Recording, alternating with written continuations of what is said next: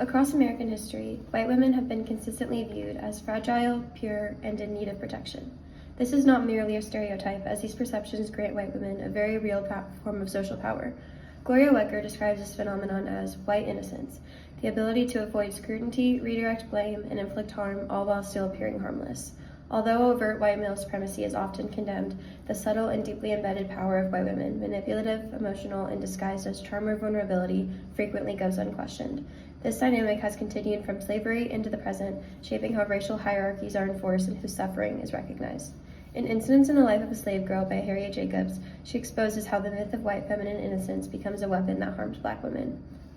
Jacobs exposes the home during slavery, supposedly the center and sacred space of white womanhood, as a place of lies, jealousy, and betrayal. From the moment Miss Flint notices her husband paying attention to Linda, she sees the young slave girl not as a child, but as a physical threat to her own status already. Jacobs implies that this attitude is not unique to Miss Flint, but rooted in the 19th century white cultural ideal Barbara Welter famously called the cult of true womanhood, which framed white women as pure, spiritual, submissive, and inherently compassionate. Welter's ideals, though, collapse around Miss Flint when she feels personally threatened, revealing that her innocence depends on casting Black girls as inherent problems. The painful irony of this, that the very qualities that elevated white women culturally also protected them when they acted in direct opposition to those ideals. Their tears, jealousy, and rage were interpreted as natural and justified responses, especially when directed at Black women, even though the same emotions would have been considered shocking and unacceptable if expressed toward another white person, particularly a white man. Jacob lays the very foundation for this contrast when she describes New Year's Day, a joyful holiday for free white women, but a day of terror for Black enslaved mothers.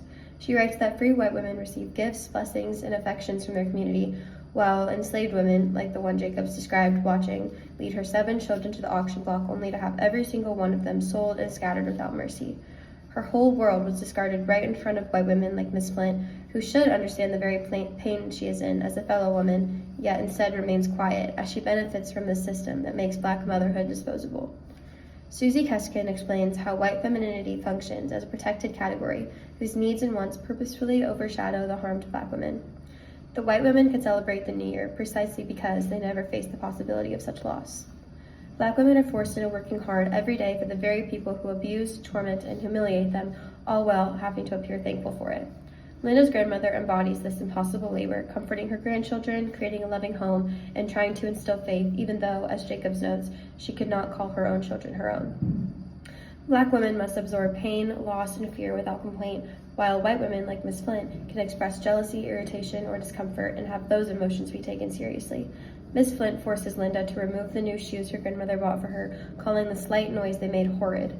The shoes, something a white woman might have received as a New Year's gift, for example, became symbolic of how even the smallest comforts were denied to enslaved girls.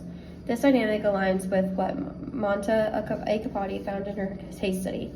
When a woman of color raised concerns over the lack of support from Title Art Office 10, a white woman instantly interpreted this critique as a personal attack and began to cry.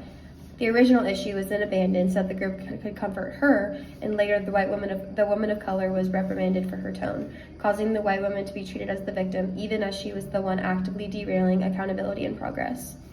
Jacob shows that this harm does not begin in adulthood. It is learned, rehearsed, and normalized from girlhood. From childhood, white girls are taught directly and indirectly that their safety, purity, and comfort define the moral center of households and social settings.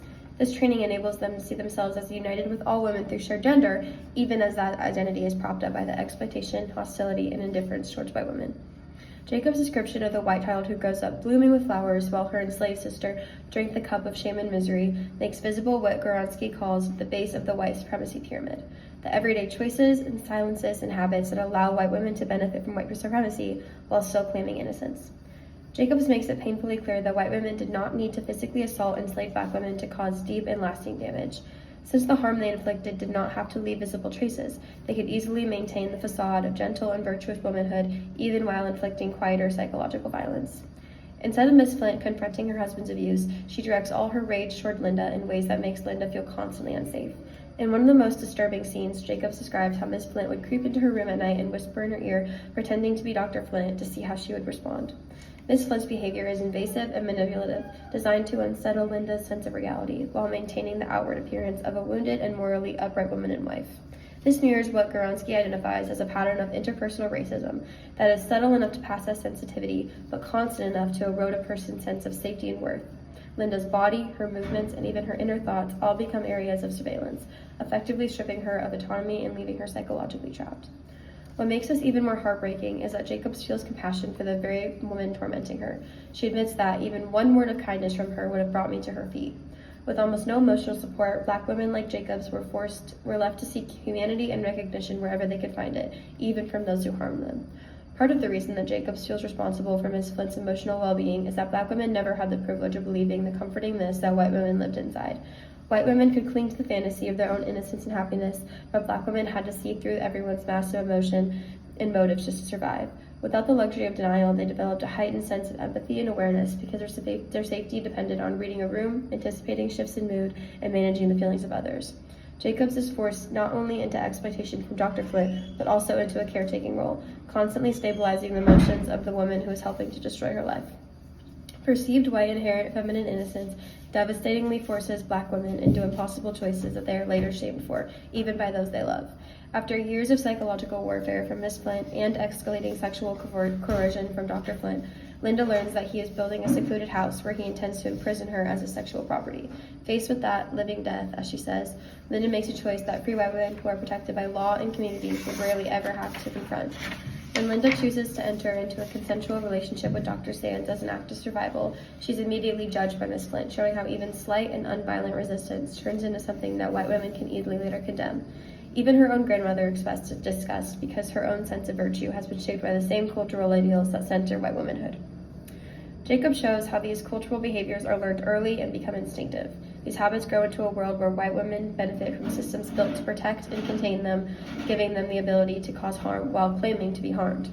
Today, white women's distress still often overrides the structural critiques raised from Black bodies' perspectives. Jacob's narrative urges readers, particularly white women, to recognize how the myth of white innocence allows certain women to appear harmless while reinforcing a power structure that harms others. This dynamic carried white women through the 19th century and continues to shape the 21st. Real change requires not only critiquing white male supremacy, but also interrogating the quiet and more intimate forms of oppression through white femininity, raising up Black women's voices.